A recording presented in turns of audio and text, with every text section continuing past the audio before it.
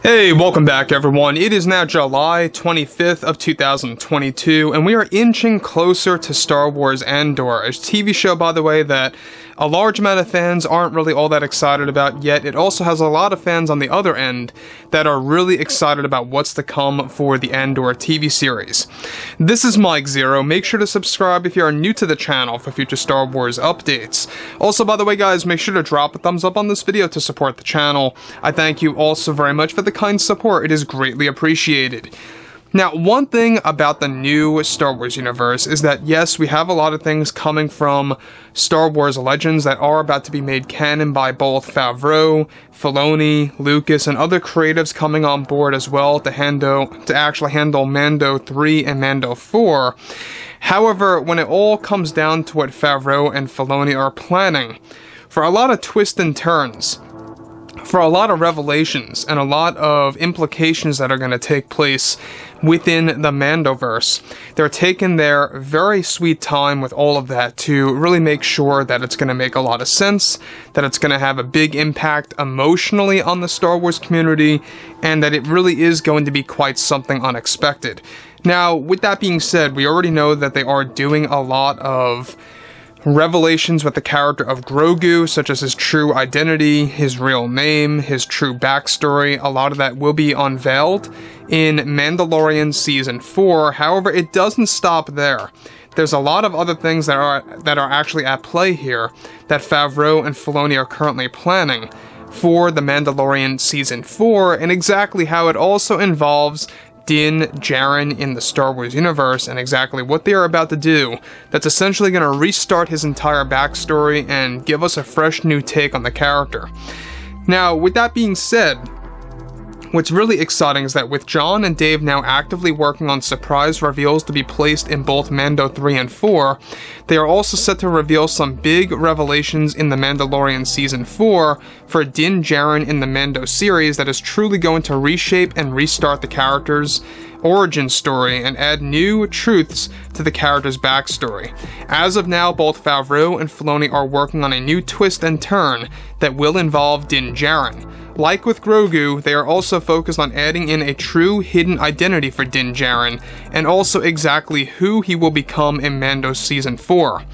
Now, as of now, one of the big plans for Din Djarin by Favreau and Filoni is that they are set to make him Force sensitive in the 4th season, and that they will actually end up giving an explanation as to how Din Djarin was able to find Grogu's location on Ossus in the Book of Boba Fett, which was the location of Luke's Jedi Temple. Further, however, Favreau and Filoni are currently working on a true identity for the character that they are going to tease in the next couple of months while promoting Mando 3.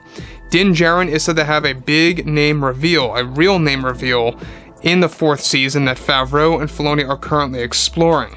However, as of right now, Pedro Pascal is said to have a problem with Favreau and Filoni's approach to Din Djarin getting these big revelations behind the scenes that are currently in the making. Pedro Pascal is described to be very skeptical and having issues with the use of giving Din Djarin and true hidden identities to becoming Force sensitive as well. Something that Pedro is trying to convince John and Dave to change and or avoid. However, Favreau and Filoni are moving forward with these reveals, and that in one of the storyboards already illustrated for Mando 4 involves a full training session between Din Djarin using the Darksaber with Luke Skywalker in a sparring session using his green lightsaber in this actual planned sequence. Now, let me just pause here for a second. The thing about Din Djarin is that in the Book of Boba Fett, you can see that the Armorer really set things up for what's to be told now in Mando 4 about the character known as Tar Vizsla. It seems like that there was a real reason as to why John and Dave even dropped that name in the Book of Boba Fett. And it seems like that it's really going to lend a lot of credit to this big revelation that Din is actually Force sensitive and will begin training with Luke in some way, shape, or form in Mandalorian Season 4. The big deal about this is that some fans I can see having an issue with that. A lot of fans don't want to see Din Djarin becoming Force sensitive, and some fans out there are going to agree with Pedro Pascal's take on, that direction of Din. on how he's going to become Force sensitive. I can see a lot of fans having issues with that. However, I actually embrace it. I think it's a really good idea to give us a modern version of Tar Vizsla. Now, we will be getting flashbacks and footage of Tar Vizsla in the planned Bo-Katan TV series that they are also planning to debut in 2024 that will be announced later this year into, of course, Star Wars Celebration of 2023. Moving on. So on top of this, alright, this all lends credit to the fact that Jon and Dave are set to making Din Djarin essentially the modern Mandalorian Jedi, much like Tar Vizsla was many years ago, that the Armorer mentioned in the Book of Boba Fett.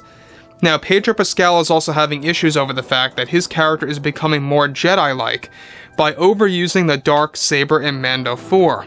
However, these different opinions between Jon, Dave, and Pedro are said to be a non-issue, as Pedro is now accepting Jon and Dave's vision for Mando 4. As of now, Favreau and Filoni are planning on ending the series at Season 5 to move on to another Foundation show that will spawn a series of spin-offs, much like Mando is currently doing at the moment. So, in case you guys did not know, The Mandalorian is a Foundation show, and what I mean by that is it's basically going to be used as this foundation, this base, if you will, that really creates endless branches of spin-off TV shows. The same exact thing is going to go as follows with other Foundation TV shows out there. Think of it almost like, when you look at shows out there, or should I say movies out there, like The Avengers, and how that spawns a lot of spin-offs for TV shows when it comes to Marvel. It's kind of like that. So, overall, Favreau and Filoni seem to have their head on straight, and many of the scenes between Din Djarin and Luke, along with the revelations for Din Djarin, are already pre-planned to begin shooting by August of 2023, a little over 1 year from now. Pedro Pascal is already training again for his role in Mando Season 4, since it will be the most action-driven season of all time, with 12 episodes aimed to be the total as of right now. That's a very interesting thing there. They're aiming to make Mando 4 a total of 12 episodes, much like how Star Wars Andor is going to become. And I think that's a very interesting, direction that Favreau and Filoni are planning, because they want to make these seasons longer, they want to make them more in-depth and more character-driven, and you know what? I accept that. I really do embrace that, and I think it's a good call on their part to make the Mandalorian series have longer seasons per se. I think that 8 seasons, or should I say 8 episodes, is just a little tad short for a big name show like The Mandalorian. So them expanding it to 12 episodes for Mando Season 4, I think is a good thing on their end. It gives them a lot more room to explore a lot of other cameos, a lot of other storylines. But these revelations, guys, what do you think about them establishing all of this for Din Djarin in The Mandalorian Season 4? And do you agree or disagree with Pedro Pascal's, pretty much having a problem with this? Do you agree or disagree with that? Overall, let me know what you guys have to say about all of this below in the comments, and if you guys did enjoy the content for today, make sure to drop a thumbs up on this video to support the channel. I thank you all so very much for the kind support, and I'll catch you guys next time.